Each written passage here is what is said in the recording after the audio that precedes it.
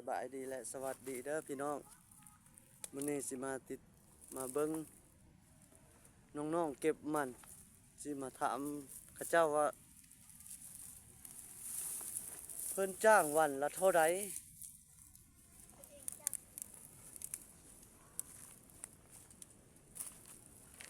สบายดีไปดีไปดี นบนไปดีว่าเข้าไปเอามันมาเลย ำเพิ่นจ้างวันเท่าใดมันนี่ วันละ40 40,000พี่น้อง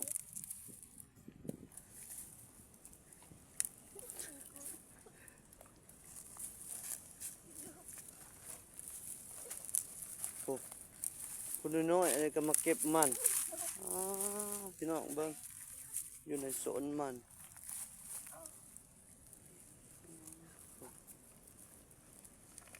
วันละ40,000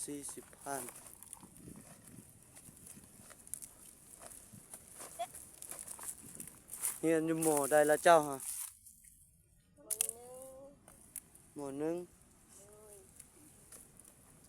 พูดนี่เด้ปอซี่เพิ่นเด้ซะปอซี่คือกัน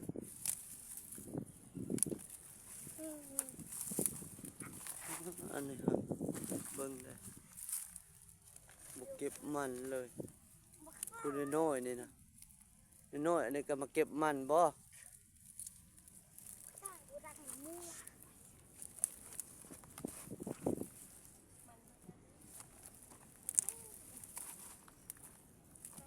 แม่บ่มีเงินให้บ่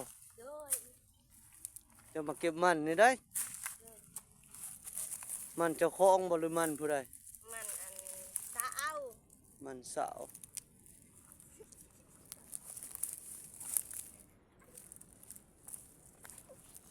เบิ่งกล้องเด้สุจะก้มหลาย